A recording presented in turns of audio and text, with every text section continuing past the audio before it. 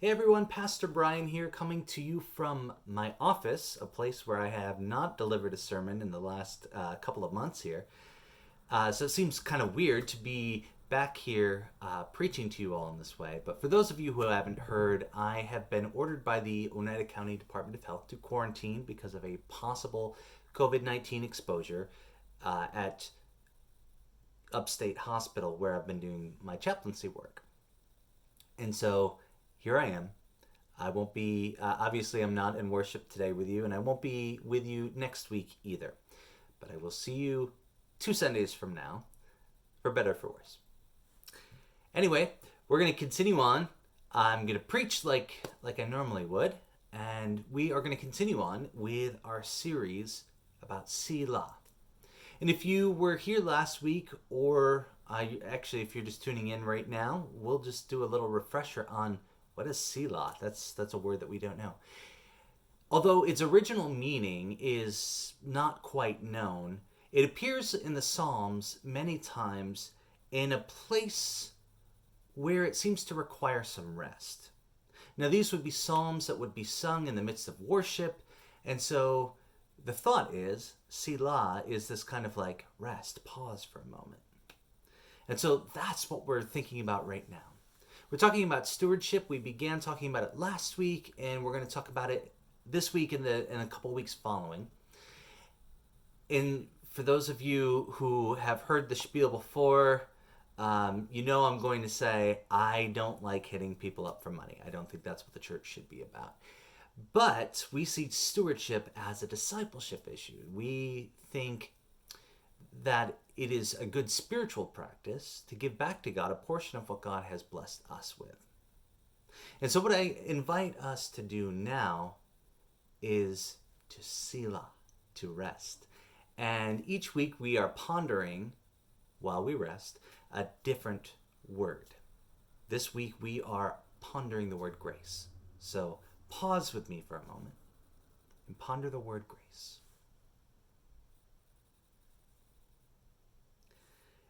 And as you're thinking about grace, what comes to mind when you hear that word? You might think of someone being graceful, right? You might think of how a dancer moves, or a figure skater. They move gracefully most of the time, if they're really good. I don't move gracefully.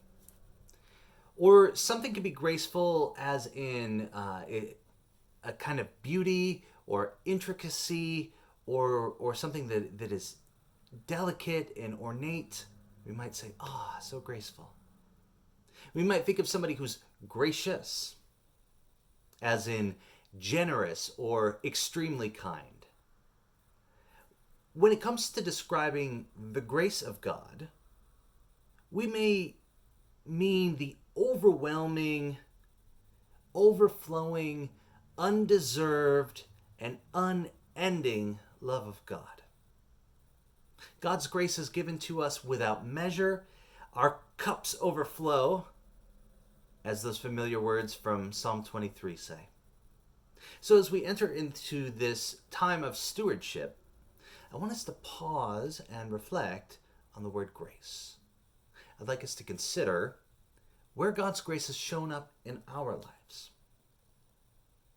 And as we pause and reflect on God's grace, this may shift how we think of stewardship. Instead of seeing it as our church tax, or that thing that we have to do, even though we're not sure that we really want to part with our money, we think about it as giving back to God, as a way of saying, thanks, God, for the ways that you've blessed us. We say thanks for God's abundant grace in our lives. We remember that grace was poured out upon us as God took on flesh in the person of Jesus Christ and dwelt among us. We remember that God's grace was poured out like wine on the cross for us. Have you ever thought about why Jesus' first recorded miracle was turning water into wine? It seems that any number of miracles could have been better for that first one, like healing a sick person or doing that thing with the loaves and fishes, giving sight to the blind, something, as the first one, the one that introduces us to Jesus. But instead we get Jesus is at a party and turns some water into wine. We begin with this seemingly mundane and perhaps clever party trick.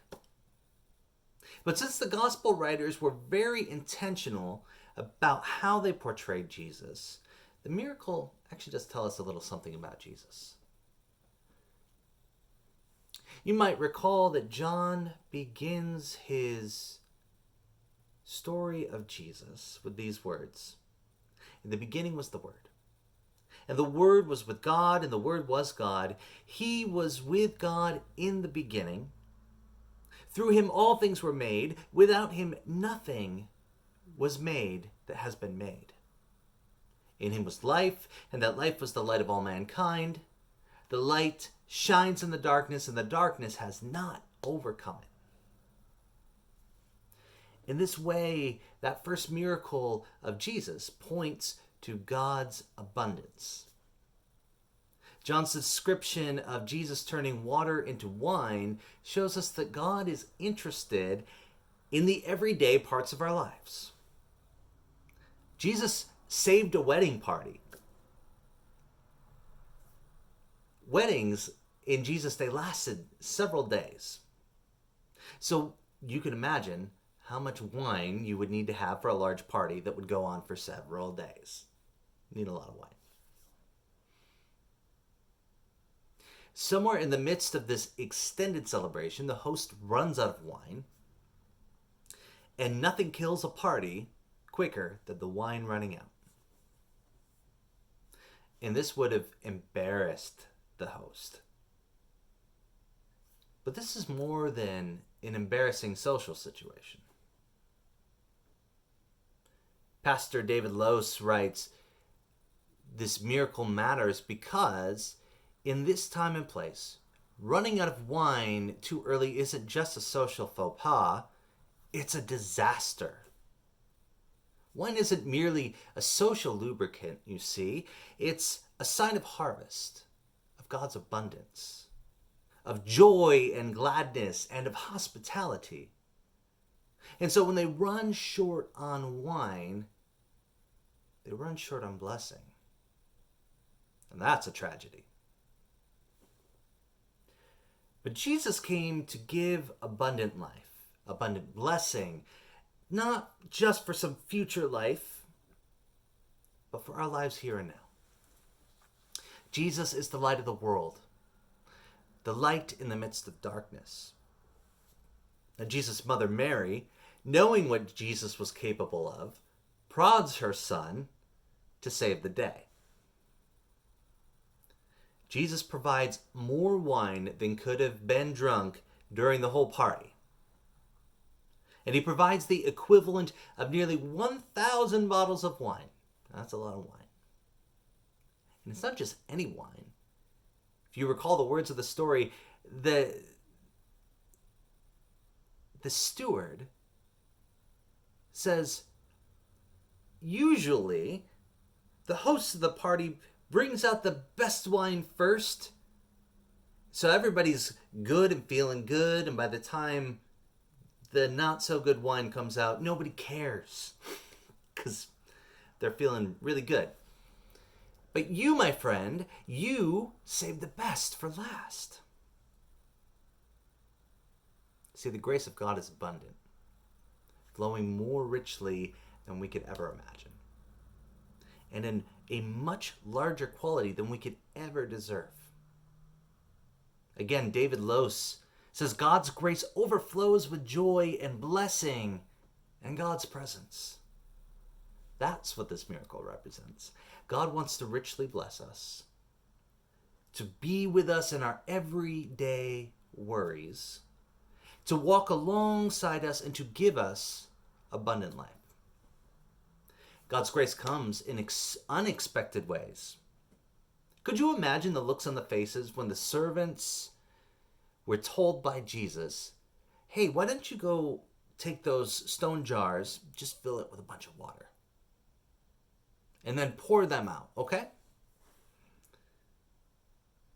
They must have thought, this guy is out of his mind.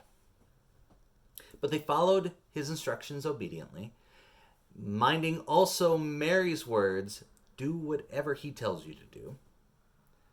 And Mary's wise advice here for those servants and for those of us who follow Jesus today, do whatever he tells you. That's good advice.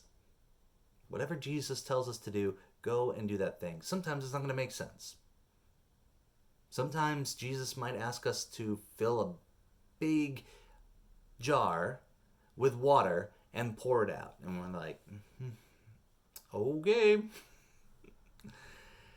And I'll admit, this idea of doing whatever Jesus tells you to is not an easy idea. That's where faith comes in. The servants could have failed to follow Jesus' instructions because those instructions were just plain crazy. But if they didn't follow the instructions, they would have missed out on this abundant blessing that was poured out upon the whole party. Their failure to be obedient would have cost them and the whole party a blessing of overabundance from God. Their faithfulness to Jesus' instruction gave the party a new life and more blessing than they could ever imagine. Sometimes we get distracted. Or we may think, Jesus' instructions seem a little silly right now. So we ignore them and follow after our own desires. But how often does the ignorance on our part cause us to miss out on rich blessings? Personally, I know this all too well. I have missed out on much when I decide my ways are better than Jesus' ways. I have missed out not only on deep blessings for me, but also for my family and my friends. We need to continually put our faith in the one who continues to bless us richly. We are all instruments of God's grace. As we have been given more of God's grace than we can ever deserve. Selah. God's abundant grace. Filled to overflowing, we are called to share this grace. We are called not to follow our own selfish desires, but to join Jesus in blessing those around us. And as we do this, we continue to reveal Jesus' glory and help inspire the faith of those around us, as Jesus' miracle revealed his glory and inspired the faith of his disciples. Now, of course, we don't follow Jesus just to gain his abundant grace. Just the opposite. We follow Jesus' commands because of the grace we have already received. When Jesus says in John 14:15, if you love me, you will obey what I command, he isn't calling us to a blind obedience, but to a relationship. And we obey Jesus because amazing grace has inspired love within us. So when Jesus tells us to follow him, it isn't simply to continue our lives as they are and do a little Jesus stuff on the side, but to live constantly in the love and grace of God, that we are able to spread that grace to others. That's the communal nature of our faith. God's blessings aren't meant for us to store up for ourselves alone, but for us to give freely to others, because God is a God of abundance. We may not see that our minds are often fixated on scarcity. Many of us know what it's like to have not enough money for instance, or not enough food to go around, or not enough of whatever it is that we think we need. But God's blessing is meant to be shared in community. And we find that when we do this, we actually have more blessing than we need.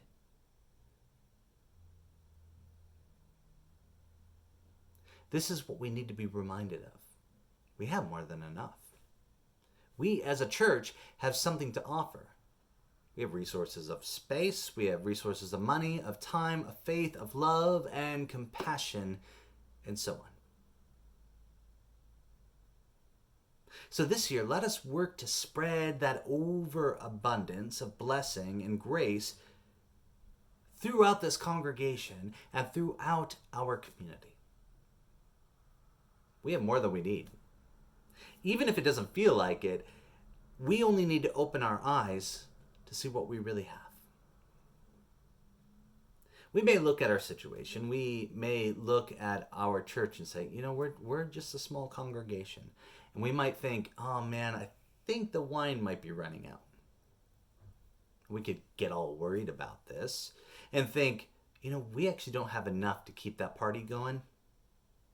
We don't have enough people, we don't have enough money, we don't have enough faith, etc. But let me tell you, friends, we do. God is about abundance when we think we are running out. God is about rich blessing. Blessing we truly discover as we put our faith in God.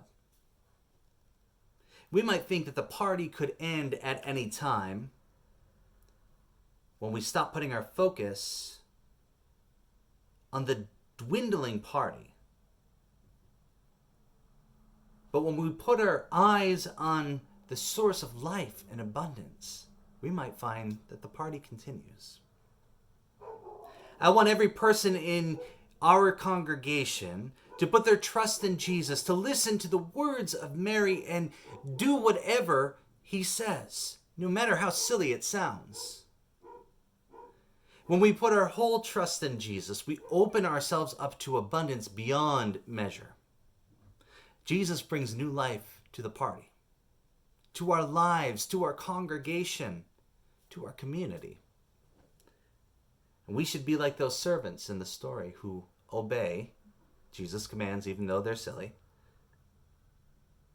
so that we get to pour out the greatest blessing we can on our congregation, on our community, and our world. We are called to be Jesus' hands and feet. With faith and love, we can do this. Grace will flow out like wine from our hearts all over this community. Selah.